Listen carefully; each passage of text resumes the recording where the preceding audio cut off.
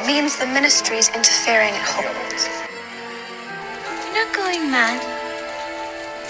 You're just as sane as I am. I must not tell lies. You seem to be laboring under the delusion that I'm going to, what was the phrase? Come quietly. Hey everyone, welcome to Hogwarts, a podcast.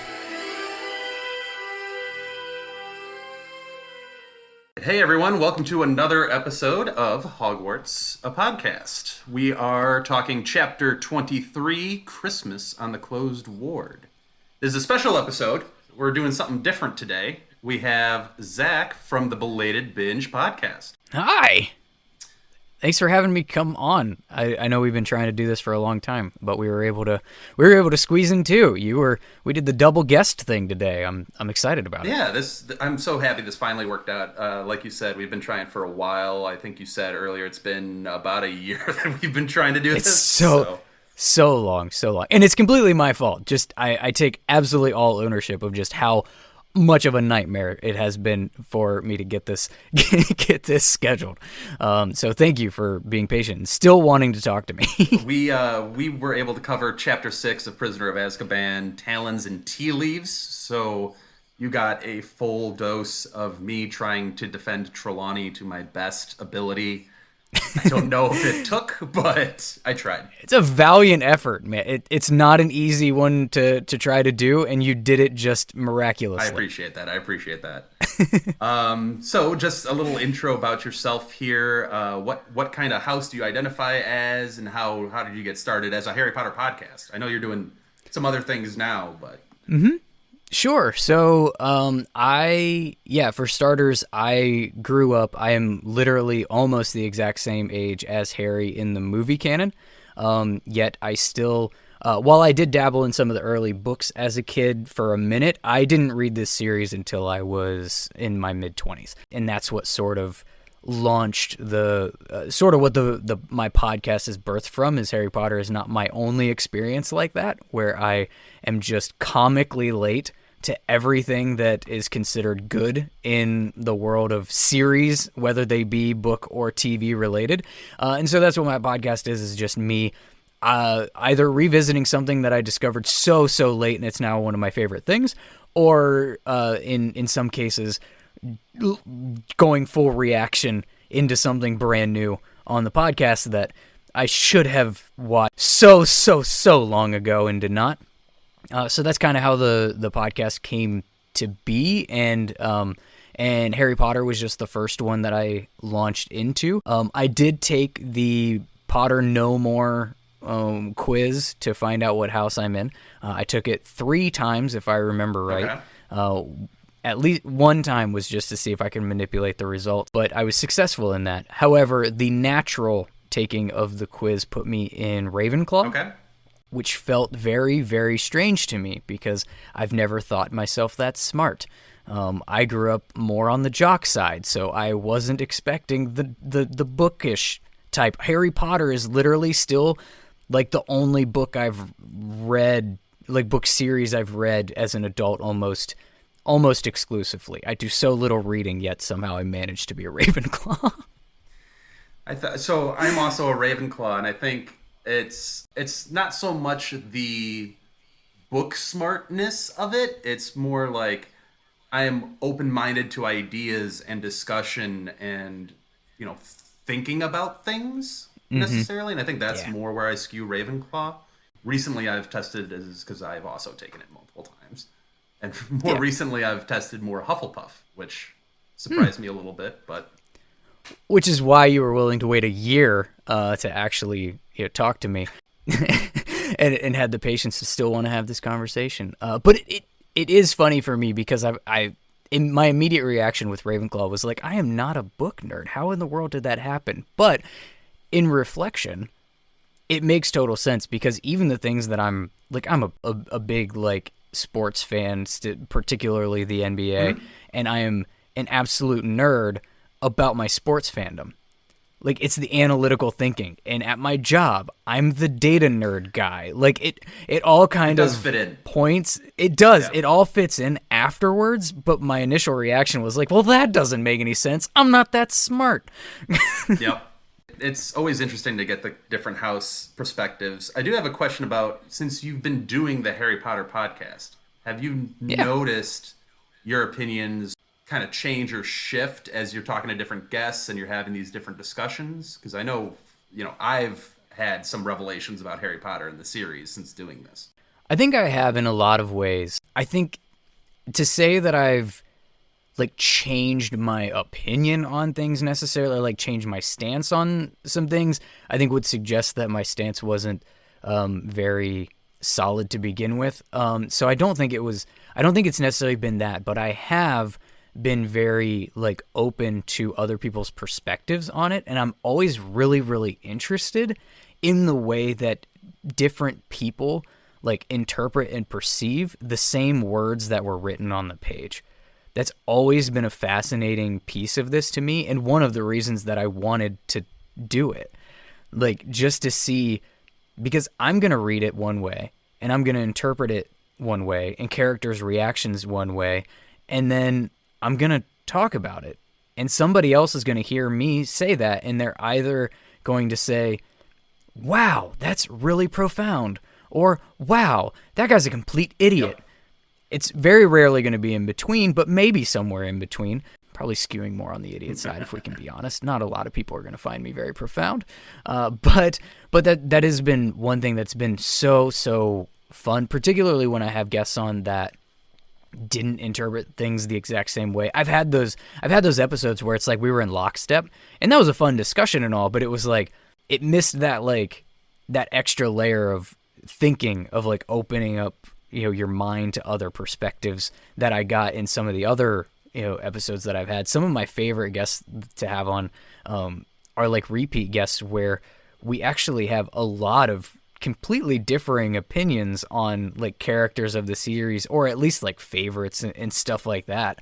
And we get to have some of that back and forth, because it's also, that's one thing, and I think you experienced it in our episode, is one thing I absolutely refuse or don't want to do is just be hot take jock and just try to make it contentious or take the other side of something just for the sake of content. I completely hate it when people do that.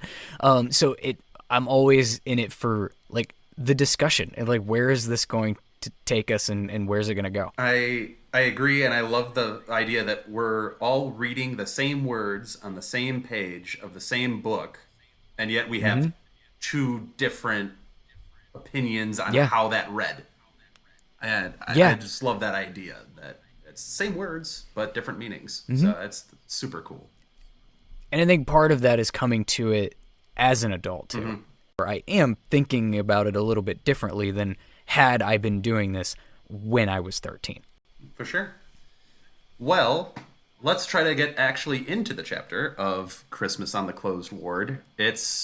I will ramble a lot less, promise. No worries.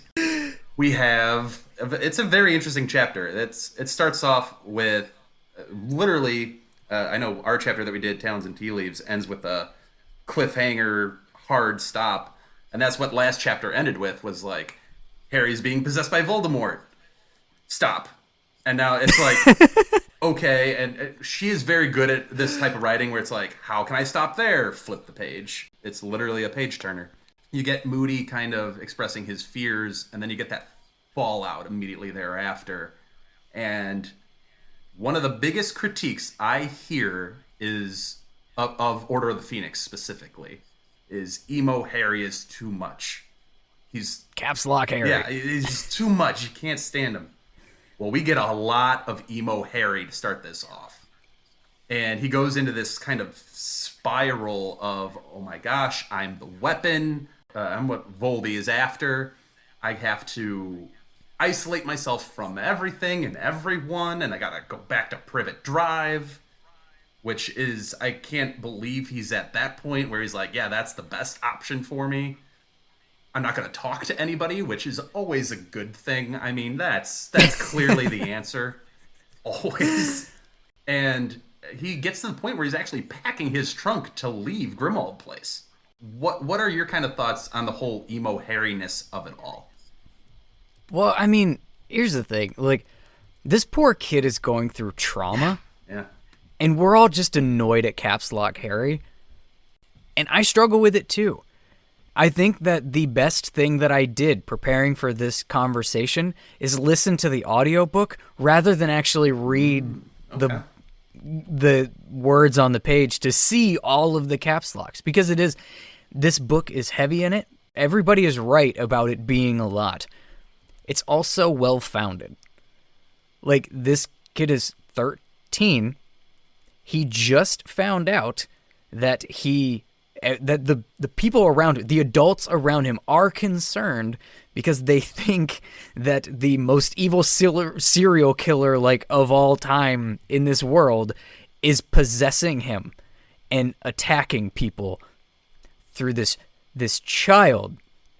And the idea that he goes into this spiral and gets to, like, I gotta go to the Dursleys, it's completely rational in the headspace that he is in when you think about, like, how he's thinking about it. He's like, well, if he really is, like, literally seeing through my mind, seeing through my eyes, like, can possess me at any time, the headquarters of the Order of the Phoenix, the only people trying to stand up to him, is not where I should be, because that makes me dangerous to them. I can't go back to school because there's children there, and I might hurt the children, because, you know, putting children in danger is something we definitely wouldn't want to do at Hogwarts. But the only place that's safe for me is Privet Drive. What's unfortunate is that he has to be there alone. Yeah. While he's not talking to anybody, nobody's going out of their way either. Right. Yeah, you're right. I think people lose track of, it's a 13-year-old who's gone through a lifetime of trauma. Like, yes, he needs an outlet, and he needs adults in his life to kind of, like we talk about all the time on the podcast, therapy doesn't exist in this world. Like, therapy is non-existent, and that's not an option, clearly. But he needs something, because, like, less than 6 months ago, book time, he witnessed a murder.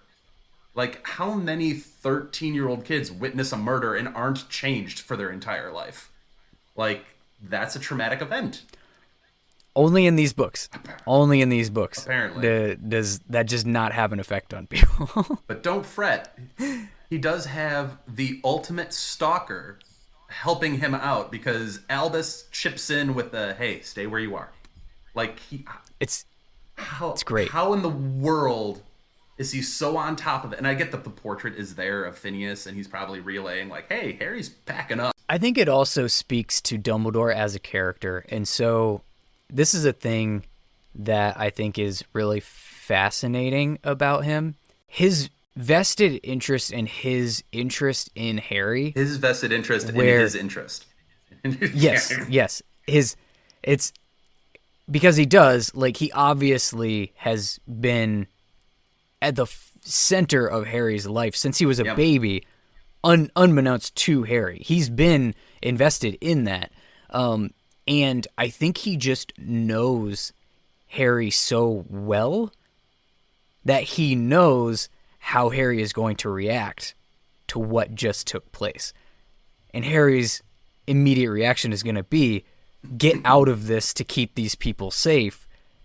And he's like, don't do that. It's amazing. But to your point, he does have the portrait, like, eyeballs in there too, so he may have the tip-off of, like, it's happening now, but I think he already knows this is how Harry's going to react to this. It's amazing how he's so attuned to Harry, and at the same time, very much not.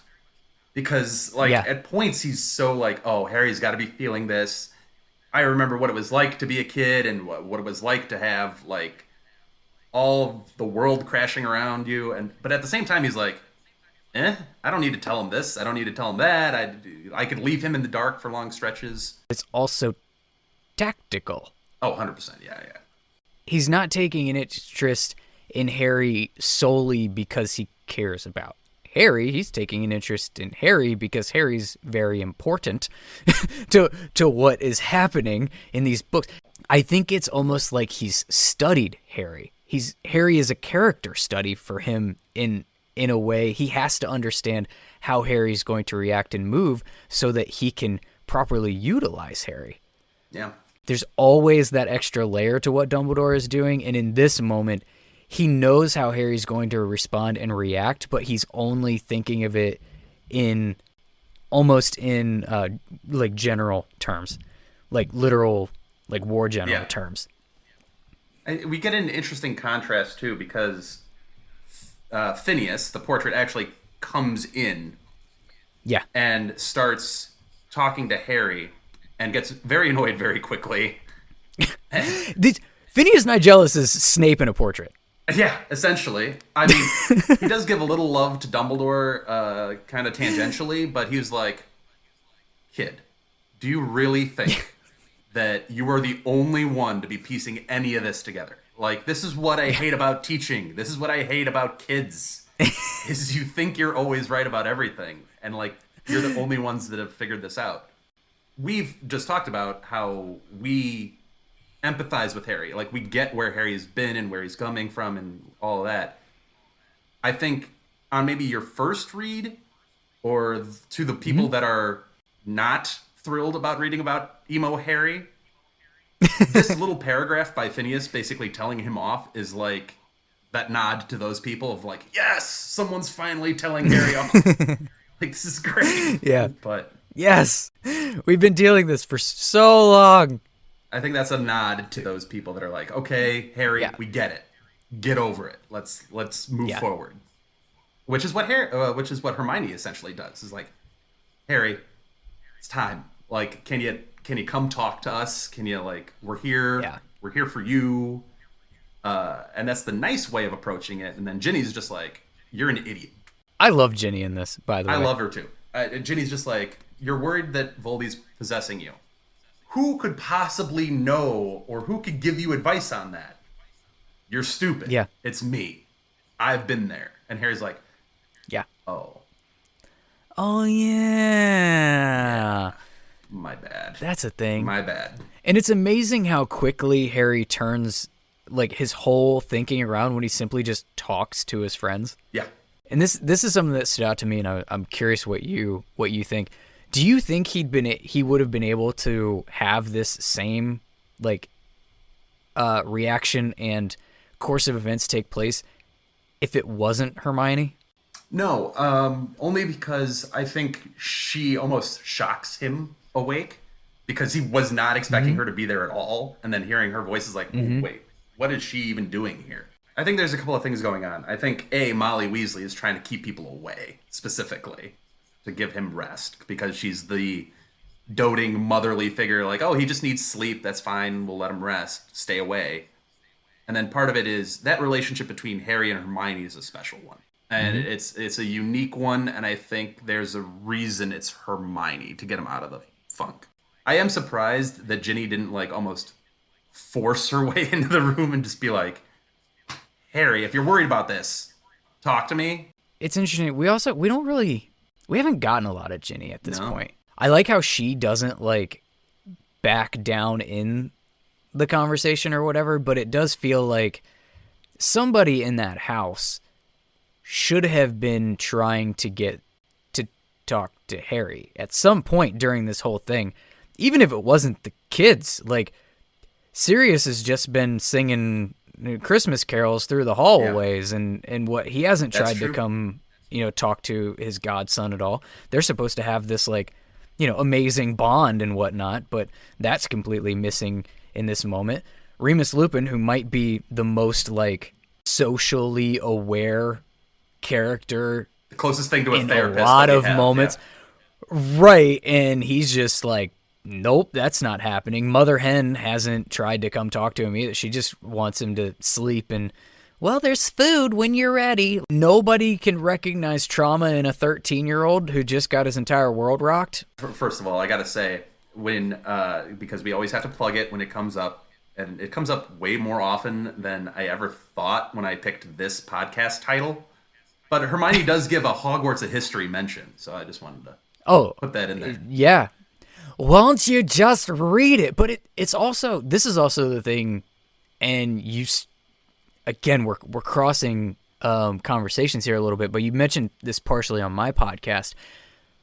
This does fall right in line, though, with Hermione's character of, if it's written in a book, it's gospel. Correct.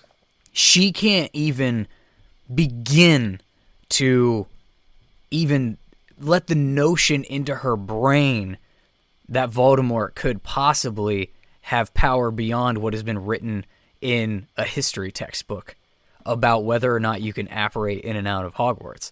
Not at all. Nope, just can't happen. And Harry's the one that's like, who knows? He's like the most powerful wizard in the world next to Dumbledore. He can probably do whatever he wants. Who knows? He got a snake into the Ministry of Magic. So yeah. He could probably do quite a bit, but... And somehow put me in that snake's head. I don't know. Exactly. Hence where we're at right now. Right. To your point, Sirius is blissfully unaware of everything going on, and he's just happy. Which is great. It's great to see Sirius happy because, good to see a happy Sirius in this book. In your podcast, we talked about some characters with some alcohol issues. And Sirius was seeming to be that when we arrived at Grimmauld Place. He was in a rough shape. He was in a dark place. Yes. Both literally and figuratively. And then he's transformed the house into this, Christmas wonderland. I particularly like the hats and beards on the dead house elves that are mounted on the walls. I like that visual. I don't know why. I just like that visual. I like how he strategically put the decorated Christmas tree in front of the family tree. Very strategic placing. Mm-hmm. I appreciate it. Mm-hmm. It's a good call. And when we were talking about, in your podcast, the Talons and Tea Leaves and the Monster Book of Monsters that Hagrid gives, Harry got a practical defensive magic and its uses against the dark arts book for Christmas, which features color-moving illustrations of jinxes and hexes.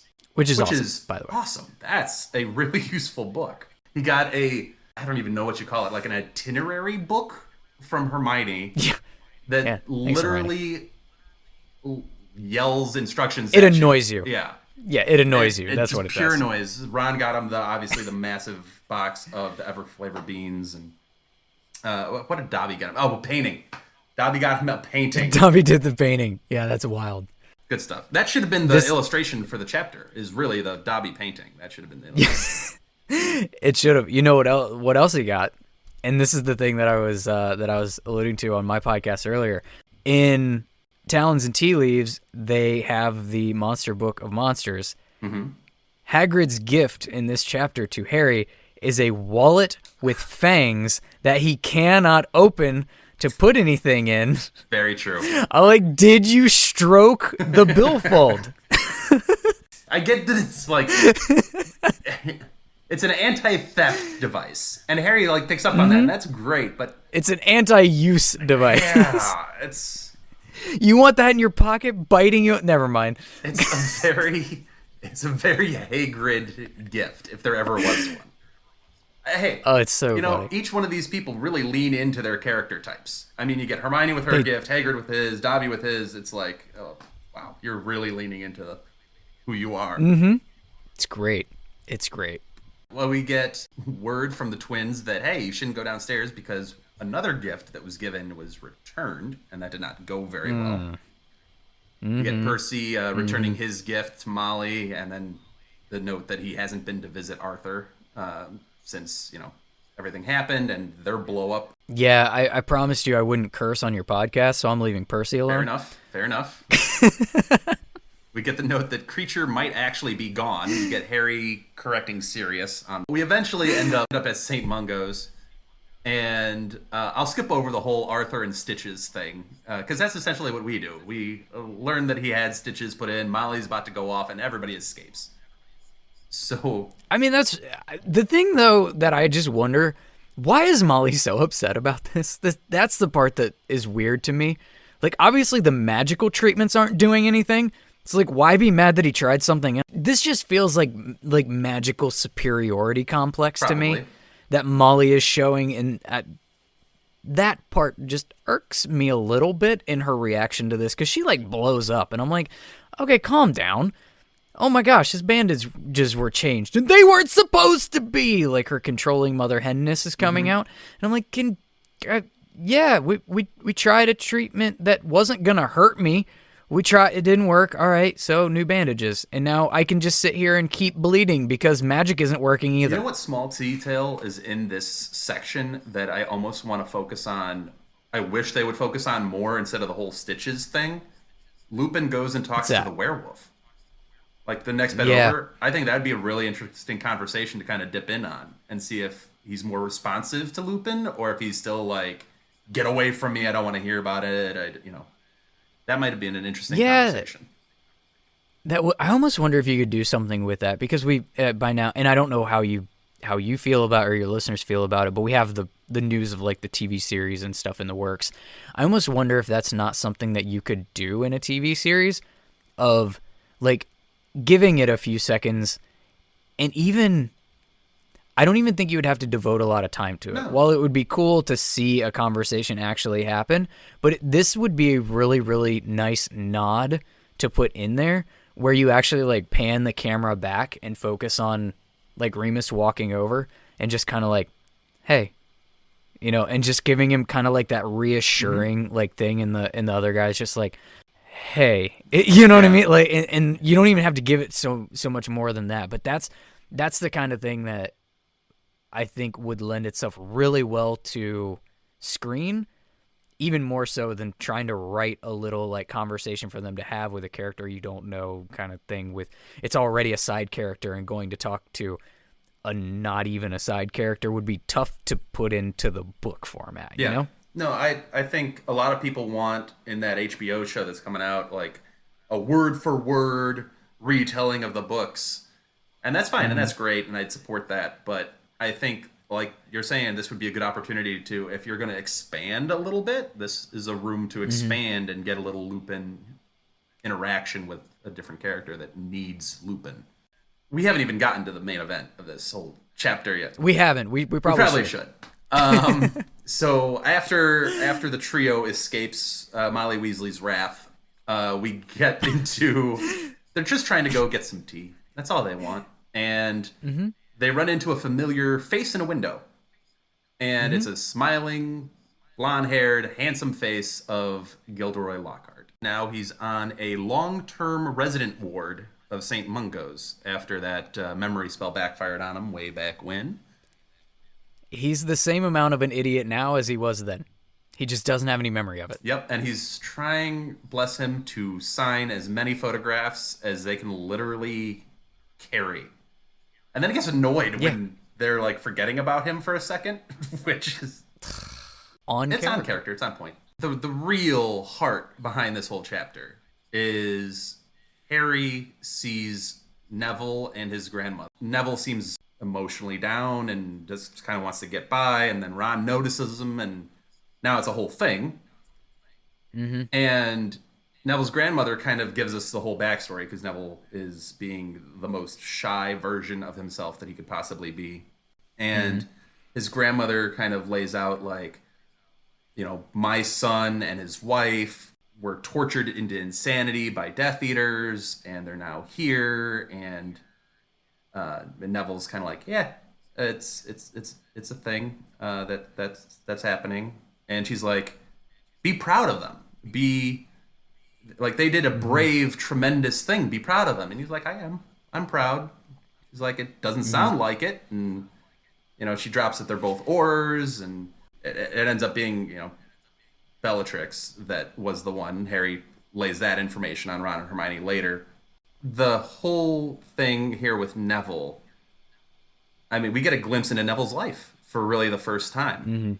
It's kind of heartbreaking. I mean, if I'm being honest, it's just the scene where Alice comes up to him and gives him the Droobles blowing gum wrapper. Keep in mind, again, this is Christmas on the closed ward. This is Christmas. They were Christmas Day, bringing, presumably bringing gifts and seeing his parents, and she walks over and gives him the blowing gum wrapper, and the grandmother at this point kind of switches almost a little bit and was like, I'll just throw it away. You've probably gotten enough of them to wallpaper your room.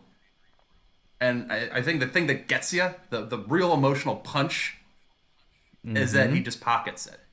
He doesn't throw it away. He puts it in his pocket. It's the thanks, Mom, for me. That line, it chokes you up. It does. It's gut wrenching. We also see the absolute truest form of these characters as we know them taking place right in front of our face.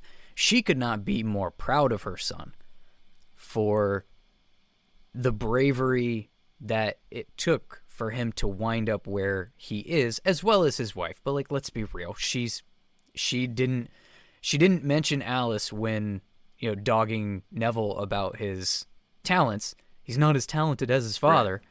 Right. That sort of thing. She's proud of her boy, and I think she has affection towards Alice, but I think she respects Alice. She's about her son, right? But she's about her son, and I think all of that seems to check out. And the way that she kind of chastises Neville, and right in front of his friends, like how he's just not as talented, whatever. Like it checks out with what we know of her character thus far in the series, and she's acting exactly in accordance to that. Neville is too. Neville is shy. Neville keeps to himself. Neville didn't broadcast this to everybody, not because he's not because he's ashamed of them or anything like that. He's just a private person, and I think deep down, one of the things that makes him a Gryffindor is, in his own way, like, he doesn't want other people's sympathy about it. Yeah. That he doesn't want to use his parents to get, like, pandering. He can be proud of them on his own and in his own, in his own way and in his own heart without telling everybody about it. Like, that's just how he copes and deals with the fact that, like, he doesn't have parents. He gets to go see them, and they may or may not kind of know who he is. Right. But he doesn't get to grow up with parents. He gets to grow up with a grandmother that is giving him crap all the time. Like that's what he gets to do, and he's just not the type to draw attention to himself in any way, and he's surely not going to use them to do it. But she couldn't be further from that. And like, they're just so on completely different coping paths. Another Gryffindor with another set of Gryffindor personality traits would be boastful about it. My parents were brave. My parents were talented. My parents were smart. My parents were oars. Imagine Draco in this moment, like Draco's personality in this scenario. Like, not the fact that he's in Slytherin and all that stuff, but just the way that Draco conducts himself. My father will hear about this. He would be exactly. Yeah. He would be using this for like notoriety, and legitimacy. Like, this is why I'm a real Gryffindor. Look at my parents. I'm their legacy. You should be impressed by me because of what they did and went through. Like, that would be Draco's response to this if Draco was a Gryffindor. And Neville's just not that. There's this line that Harry notices that Neville's almost waiting for them to laugh at him, which... Oh, I love that so much. That's my favorite part of this entire interaction, the way that he... Because that's where you see it come out in Neville. You see Neville's, like, he may be shy and turning red this whole time. I don't think he's turning red because he's embarrassed of the situation. I think he's turning red because he knows what he's about to go through because he's not told them about this. Yeah. The moment that he, like, takes that from his mom, he has that moment with her, and he's absolutely like, yeah, go ahead, say something. And because he is proud of them, and he would defend them to any length, and he wouldn't be ended up Petrificus Totalis on the floor in this one. I think this one he'd win. Yeah, I agree with you. I think he's been used. That line comes from him being made fun of relentlessly at school, and obviously his grandmother putting him down whenever she can. And it's just, he's waiting for it. He's waiting for it. He's waiting for it. And it's a testament to our trio, but you see it through the eyes of Harry of like, I've never seen anything less funny. This is like an emotionally charged moment. It's heartbreaking. It's true. It is. It's absolutely heartbreaking. It's true. It is a testament to this like group because Ginny's there too. So I guess it's a foursome, but as much as I like the like pride that Neville shows in the moment of it, what I don't like is that he feels he has to do it to these four, because you want to think, reading this series as this is our group, right? This is our core. This is our golden trio. Yep. Like, they should be people that he doesn't feel like he's going to catch it from. And he still does. Yep. And that to me is now coming up on 5 years of poor choices on their part to not do more like with and for him, to not feel like he wouldn't at least be safe from these. This is in this moment, you know, very quietly, and I guess not so quietly at the same time, a Neville book, because you see him grow drastically in this book through the DA. You see him in the compartment on the Hogwarts Express with them initially in the beginning. Then you get the DA. Then you get this moment.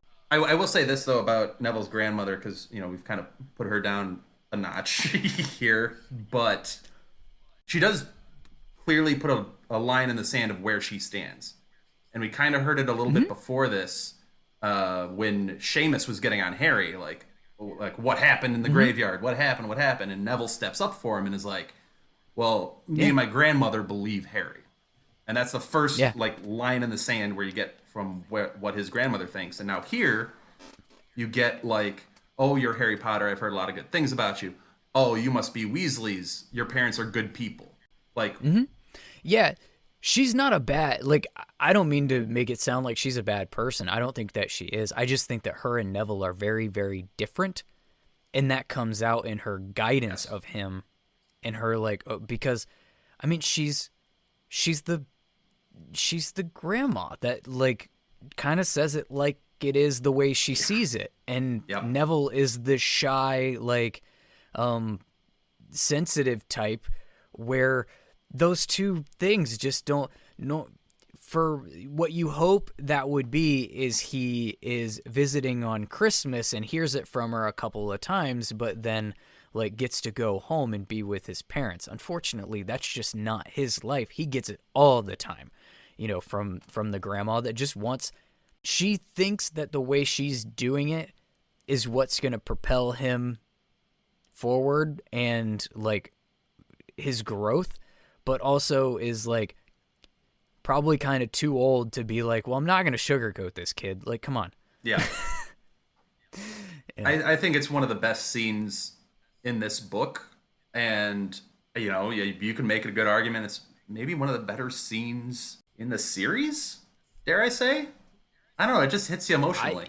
I got to tell you, it's definitely my favorite scene in the movie. Oh, wait. Right. It's not in it at all. Darn. Yeah.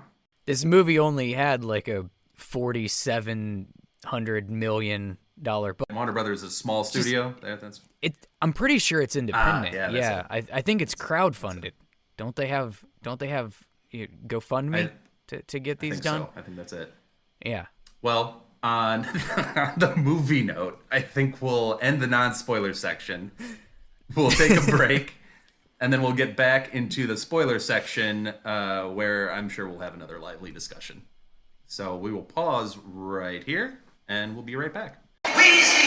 When you need mealtime inspiration, it's worth shopping Kroger, where you'll find over 30,000 mouth-watering choices that excite your inner foodie. And no matter what tasty choice you make, you'll enjoy our everyday low prices, plus extra ways to save, like digital coupons worth over $600 each week. You can also save up to $1 off per gallon at the pump with fuel points. More savings and more inspiring flavors make shopping Kroger worth it every time. Kroger, fresh for everyone. Fuel restrictions apply.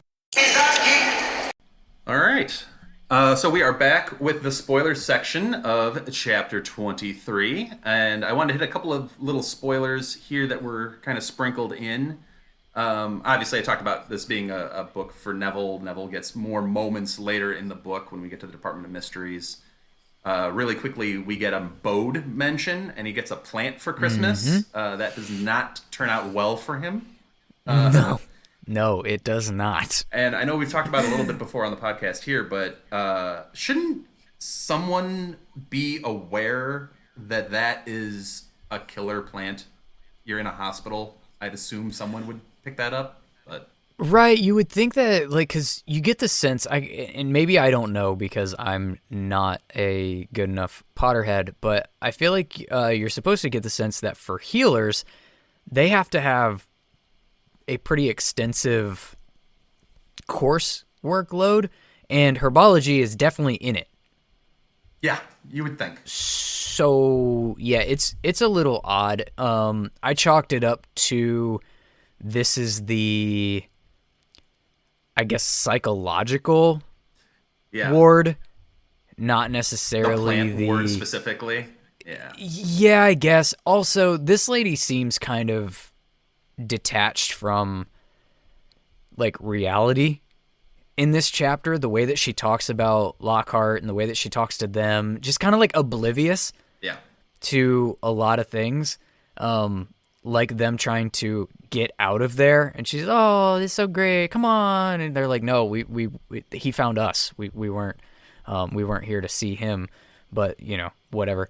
If I am remembering the series correctly, this is the guy that she's saying he's trying to like communicate and talk, but he's not speaking in a language any of us can understand. Correct. Yeah. He's trying to throw off an Imperious curse. Yeah. Right now, like that's what's happening. He's been essentially like Imperious to like not talk, and like him trying to talk is him trying to break that Imperious curse. And if I remember right, that plant was delivered because he was throwing it off, like because they weren't able to hold the Imperious curse on him, so they had to take him out. Bode is one of those, I don't even want to call him like a tertiary character. He's not even that, but he's a name. It's, as far as those types of characters go in this series, he's a fascinating, really. Like, if you really want to, like, he's a cool character that gets mentioned, like, 3 times. Who's the other one that is like that? There's a, somebody that got arrested for trying to break into the, and he had Moody's invisibility cloak. There was Sturgis Podmore that got arrested for that. I think that was him. Yeah, it's another one of those like names that just like. And then Willie Wittershins does cool with stuff. Exploding toilets for Muggles and stuff like that. It's like it's ridiculousness. Yeah. But again, one of the other things I thought of while reading this chapter is like, you know, we kind of made fun of Sirius being like kind of blissfully unaware of everything because he was so happy. And this is like one of the last moments Harry and him get together before the Department of Mysteries, and you know, Harry gets to see Sirius truly happy before the events of those couple of chapters at the end. And I'm just like, this is such a low-key tragic chapter in a bunch of different ways. Obviously you get the Neville and his parent stuff, but now you get Harry, if you really think about it, you get Harry in some of Sirius's last happy moments before he's gone. And it's just, ends up being a really sad, tragic chapter in a way. It does, and it's the Easter egg of it's happening right now. Yeah. Sirius is currently dying. Yeah. And by that I mean this is the moment that Creature has left. Yeah.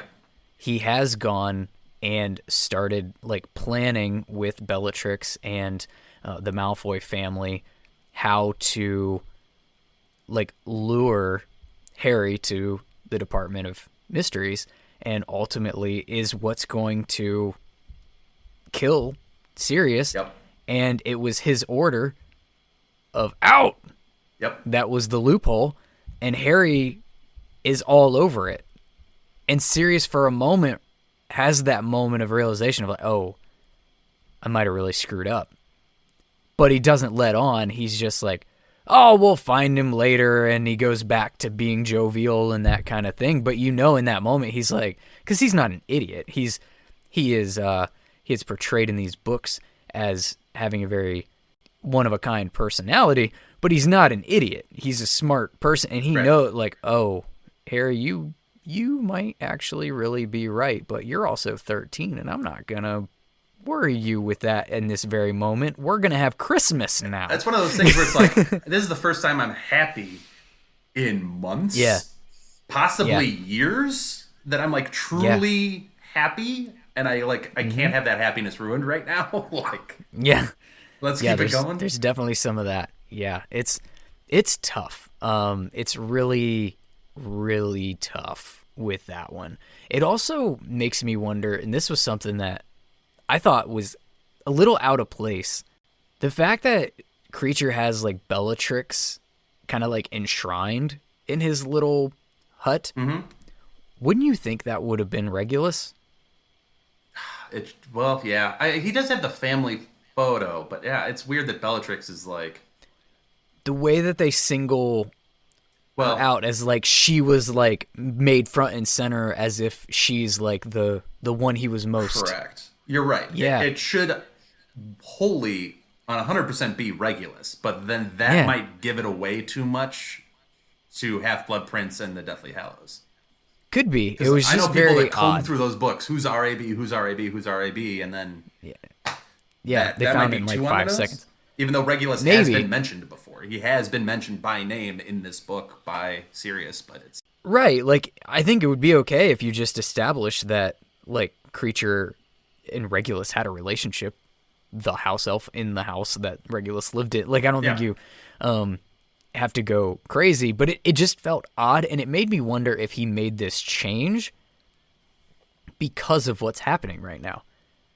Because he's been leaving, going to her, and almost like kind of serving her as his main master, and probably has to punish himself when he gets home, but like this is his way of like kind of, this is master now. Yeah. You know what I mean? You also, it was just odd. You also get the little mini circle with Neville at the end, and it's like a way to bring it back to the main, I guess, storyline of like, wait, wasn't her picture in Creature's thing? And then it's like a circle. But you're right. It should be Regulus. Yeah, it made me... I almost brought this up earlier, but I wanted to save it for the spoiler section just because of some of this stuff. Do you think that Hermione is like rethinking that empathy for Creature after realizing that he's like idolizing Bellatrix Lestrange, and Bellatrix is the one that did that to Neville's parents? No. Yeah. I think she still views it as he's been a tortured house elf, and that's the reason for it. Like, we talk about Neville and Harry needing therapy for their traumas. Hermione views Creature as needing house elf therapy to get back on track. Like Winky needs therapy, Creature needs therapy to get over their master hangups, and I think she just excuses it away. I thought for a second it might be a little bit of a wake up call for, obviously knowing that it's really not. And granted, she's not wrong in that like Creature. By the end, we find out that Creature's truly been like a tortured house elf. But the way that she like still puts it back on Sirius even after he, is gone is like, okay, clearly this moment where this house elf is like worshiping the woman who like is a Death Eater that wants to kill your best friend and is clearly capable of torturing people into insanity. If that doesn't give you at least a little bit of pause of like, you may be in poor circumstances, but like these little things also have some choice that they make of who they align, like who they make their allegiance to, and that was a poor choice. You would think that would have held a little bit more in her than what it ever did. Like it's odd. I was almost surprised in rereading it because it's such a small line in this chapter. I not really thought about it until rereading it for this. It's like you would think that would have held more weight for her, but it ultimately it doesn't.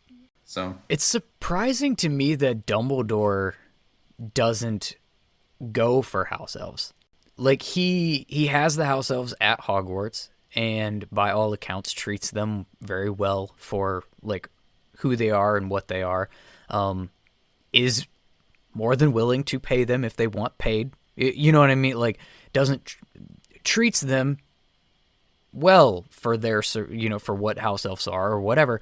But knowing that in this book in particular, he's like trying to give the guidance to Fudge, we need to go make alliances with the giants. So he sends Hagrid and what's her face, Madame Maxine,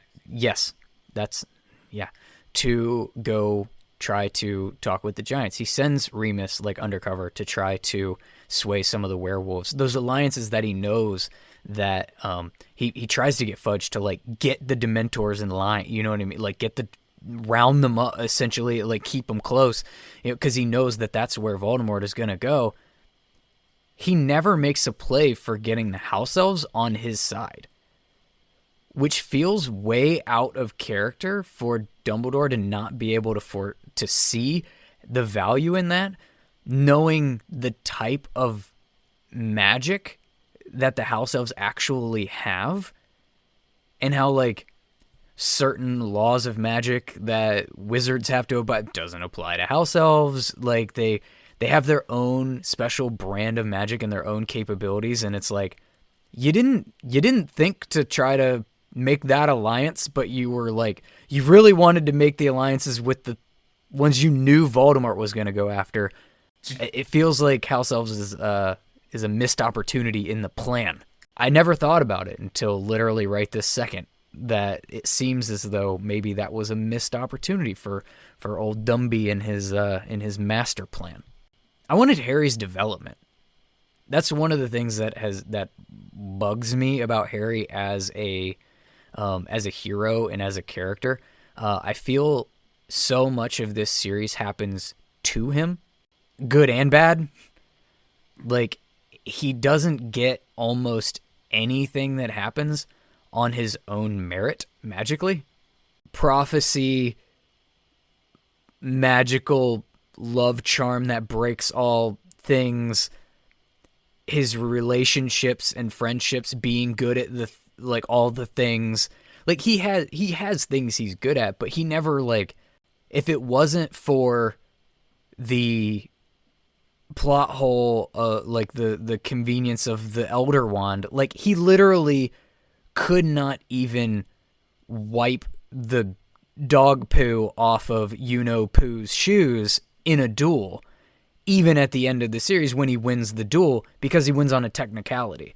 Yeah. Like, I wanted to see Harry get to the level of, like, actually being the worthy hero magically, not just because he's brave and has this, like, great character, is essentially self-sacrificing for everybody else. Like, that is hero worthy, but his wand, not so much. I feel like Harry, it's so hard when evaluating Harry Potter through these books, because it's like he does so many dumb things that he needs to get there's that he needs to get saved from, and some of it's his own doing. Some of it's not even just bad luck. Some of it's his own mistakes or lack of preparation, like in the Triwizard Tournament with Dobby, where Dobby basically, like, literally gives him everything he needs. Here you go.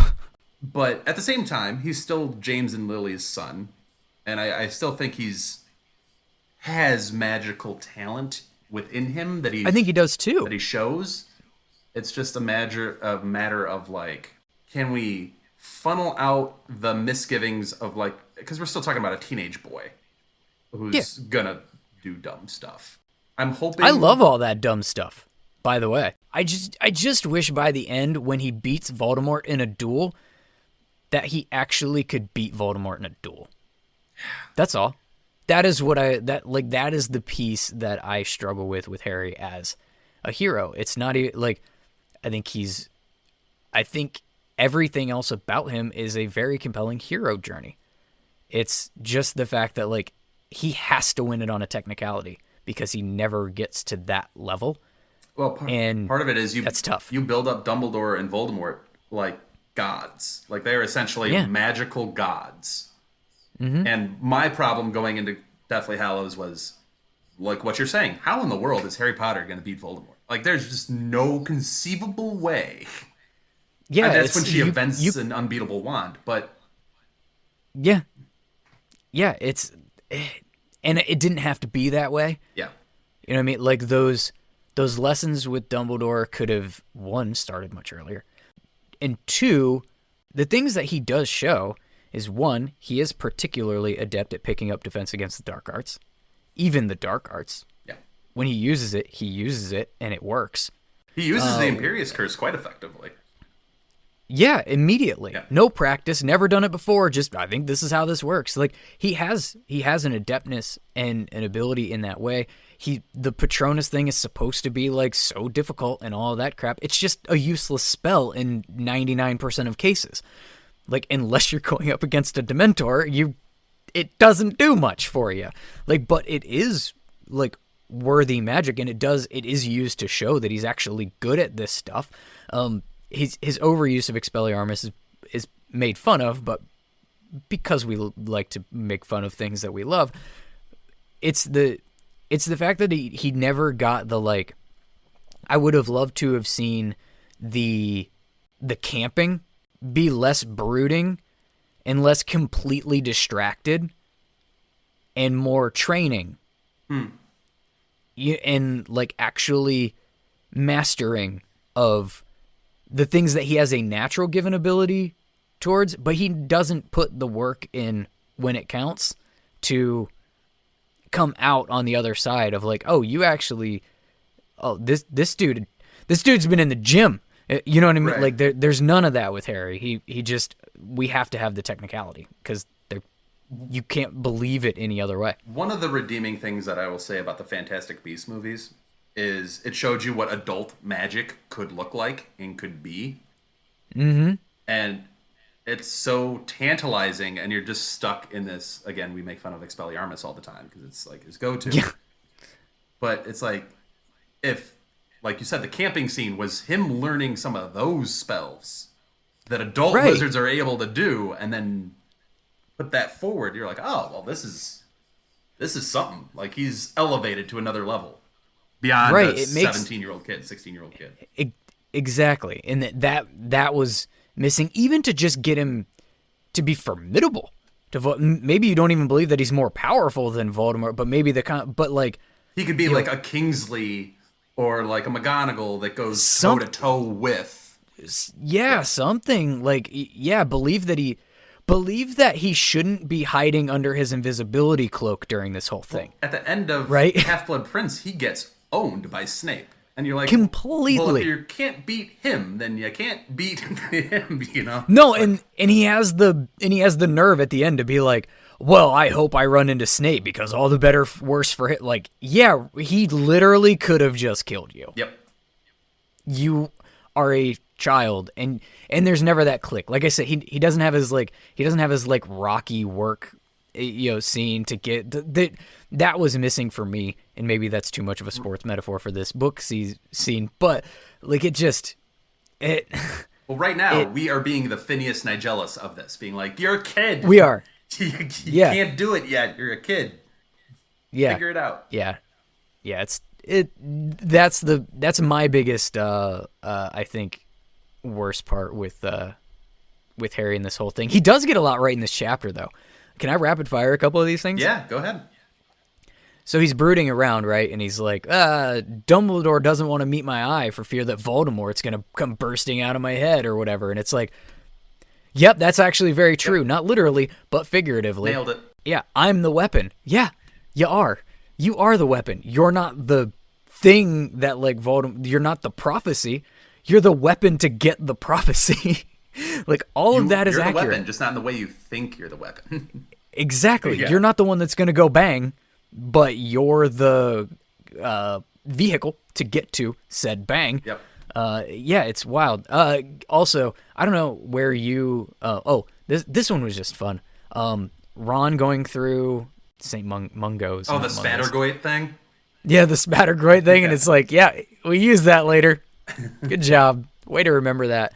And I don't know where your listeners land on this, but Sirius and Lupin giving him that gift as a joint Christmas present. I feel like every Wolfstar shipper in the world just had their best day. Fair. Gift. The way that it was worded, I was like, oh, a joint gift with those two. I feel like the Wolfstars are just living their best life in this moment, as the kids would say, probably, again, 10 years ago and not anymore. but I'm not just behind on series, I'm also behind on slang. Any other big spoilers you wanted to talk about? Anything you wanted to delve into? I'll get your thoughts on this. This is actually a theory that I floated back in the Chamber of Secrets when Lockhart was part of it, but I like to get other perspectives on it. So I think the common assumption of Lockhart in this series and what he was doing is the total wipe of people's memories, right? What he was trying to do to Harry and Ron ultimately happened onto himself, is what he's been doing and how he's made his way through things. And I don't think that makes any sense.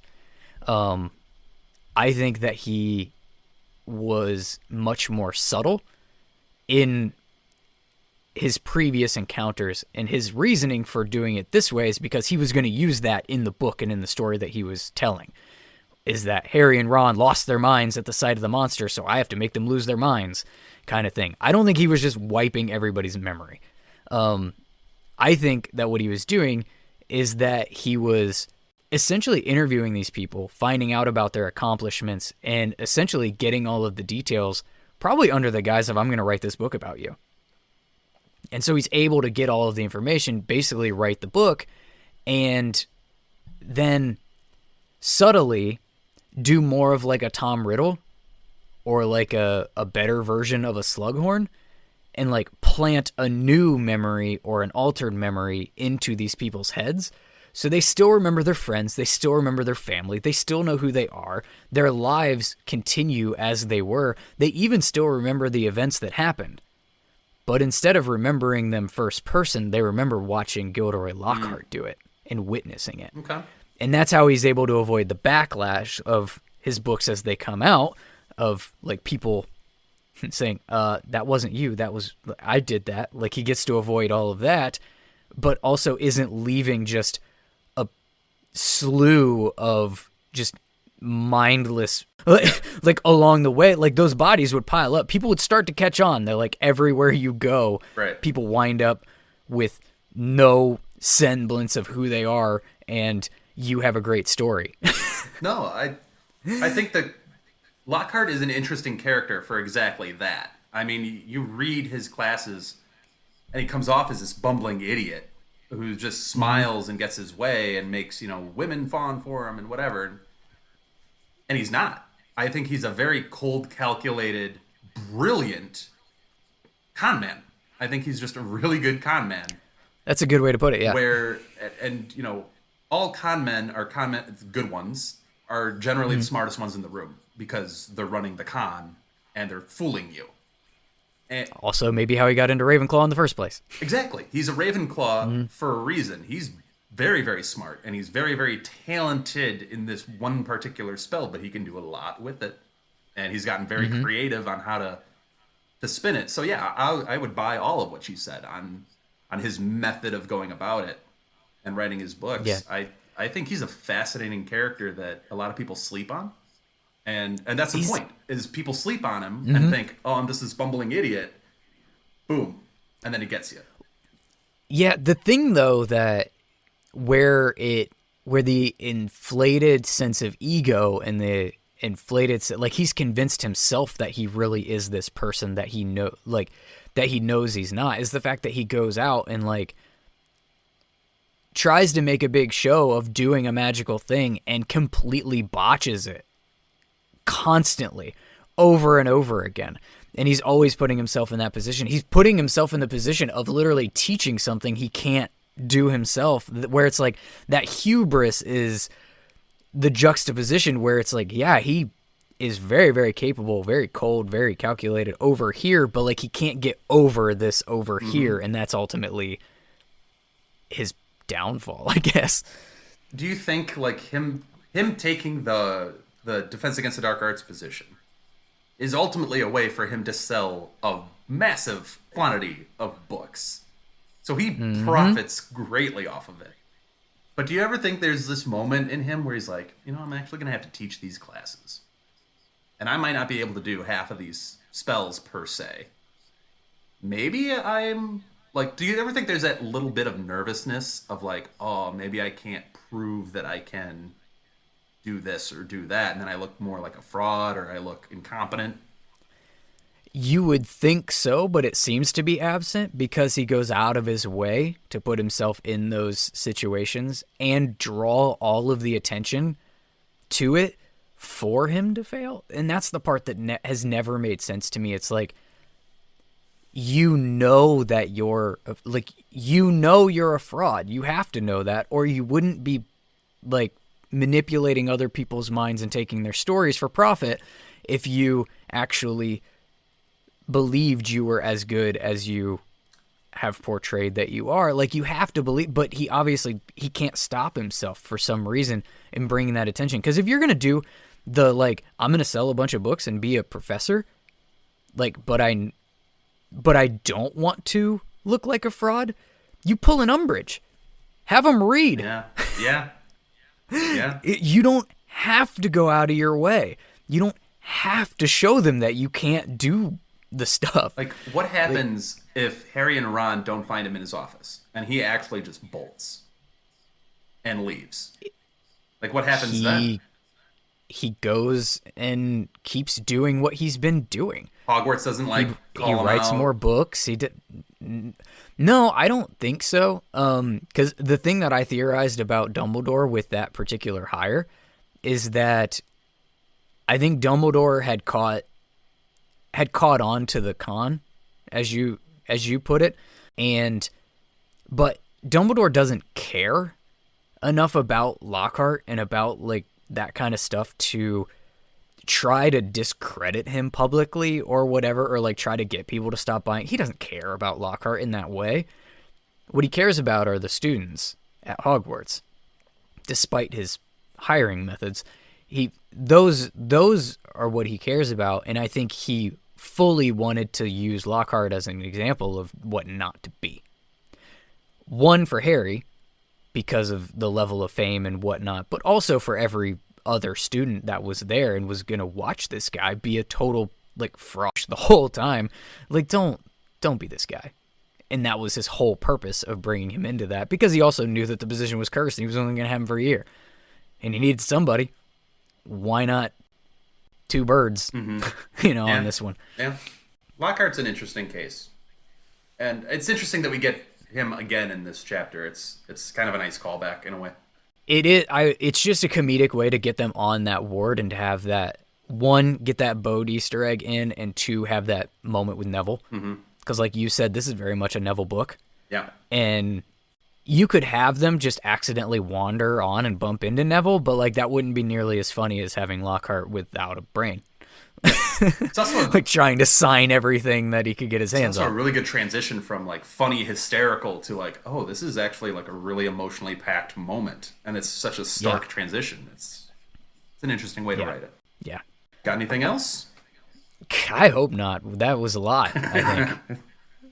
I've taken over your podcast with all of my babbling nonsense, so I thank you for letting me do it. Hey, thank you for coming on and being a guest, and thank you for having me on yours. Where can people find you at? I'll make it easy. There is one website that can get you pretty much anywhere else that you would need to go, and it is belatedbinge.com. It also has a cool voicemail feature, so you can click the little leave a voicemail icon if you want to join the discussion. Tell me how much I was just wildly off base during my guest appearance on Hogwarts, a podcast, or any other thoughts and theories and whatever else you want to share. I love to have people join the discussion, so that's on there, as well as links to, you can listen to all the episodes. You can find the on the podcast, like literally everything else is all centralized right there. belatedbinge.com. Awesome. You can find us on Twitter, X, whatever you want to call it, Instagram at Hogwarts a Pod. Please leave a review, leave a comment, participate in our polls that are on Spotify. Really helps the discussion here. And with that, we'll wrap it up for Chapter 23.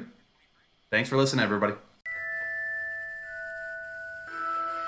Thank you for listening to Hogwarts, a Podcast. If you like what you've heard, please click the subscribe button on your preferred podcasting app and follow us on Twitter and Instagram at Hogwarts a Pod.